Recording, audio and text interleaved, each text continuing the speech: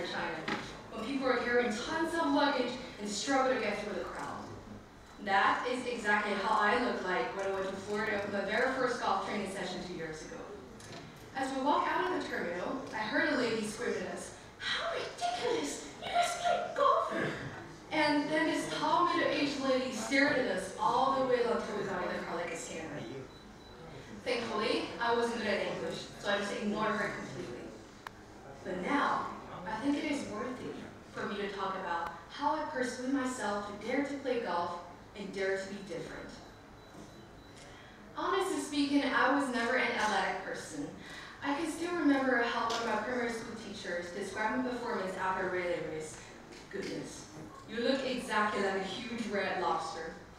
And then I just thought of my mother, who happened to be the high jump champion in Hangzhou when she was in middle school, and is now considered to be a semi-famous soprano singer here in China.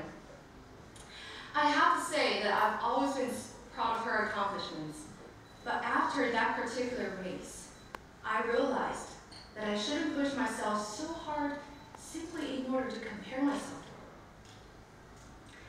When I was 12, my father first took me to the driving range, which is basically where we practice, as you can see. Unlike those perfect beginnings you might see in films when a superstar is born, it was a rather gloomy, rainy day. You know, my family, including myself, we did not expect anything special to happen. We were just there to have some fun and try something new. And then I did some simple warm-ups with my coach. And from the first moment I held the club, I felt myself, this huge red lobster, entirely fascinated by this funny-shaped piece of metal. And from that moment, I knew that there was something special about the simple golf club, and I could feel the connection between the club and my arm. You know, it felt like nothing but natural. And very soon, I began to practice more and more frequently, and it all came to one day when I realized how golf had somehow occupied the majority of my spare time. All these efforts derived from the determination that I wanted to prove myself not by my parents' accomplishments or anything else, but in terms of golf. 2 years later, I reached my turning point. I went to Scotland, and I went to Edinburgh, this great city. I played 9 different courses with friends speaking different languages. And now, after I returned when I was standing on the stage, I gradually realized that it was the people I met that occupied the most valuable part of my memories there. Say, after hearing that our luggage were delayed in France, the Spanish girl I played with the other day directly came to me with her own t-shirts and pants to wear and told me, "You don't have to clean them after that." And there was once when I was quitting the Monday training due to illness, the girls actually brought me back souvenirs from the course they played that day, simply after hearing me grumbling how much I dreamed to play on that particular golf course. I didn't ask them to do it, they just did it naturally. And now, how about looking at some incidents in real life? When athletes from Syria, Congo, Ethiopia, and South Sudan joined together as a refugee delegation, when the Russian athletes were banned from the Winter Olympics, I was especially grateful for the opportunity that golf had provided me, which allows me to compete and communicate lightheartedly with my foreign friends, and replaces my shyness and weakness with a confidence created through this great sport. Once again, this had proved my long-held belief that sport knows no boundaries. Tall or short, heavy or slender, Asian or European, Latin or African, boy or girl, young or old, strong or weak, you're always welcome in sports, you're always welcome in golf, and you're always welcome to be different. However, the word different is sometimes rather misunderstood. Since golf is not the kind of a popular sport in China, as a lot of you might have the same feelings, people would sometimes consider it as a noble sport. What I've noticed was that people would rather celebrate for a tennis player who was barely qualified in the Olympics than cheer for the female golfer who actually won a precious medal for her country. There she is. Her name is Feng Shanshan. She was the first golfer from mainland China to win a major championship, and also the very first world #1. And there's been people, so many people, kept on telling my parents again and again and again an unpromising sport. Thankfully, my parents were persistent and they did not give up on me. But something that did bother them and also bothers me as a little girl was that every time after the constant trainings in summer, I get tanned. I mean, really tanned. Really, really easily. And since I'm also a huge fan of watches, this is how my left arm usually looked like after summer trainings.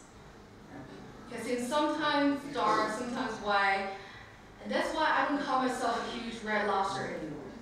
I call myself a huge red zebra. As you can tell, things were never as ideal and smooth. When I recall these days back in last February, when I was totally besieged by the high school entrance exams, my coach was a very understanding person who somehow strongly suggested me to participate in one of the handicap evaluations, which is basically a test on how well you play. I did. I followed his instructions. I played for 2 rounds, and guess what?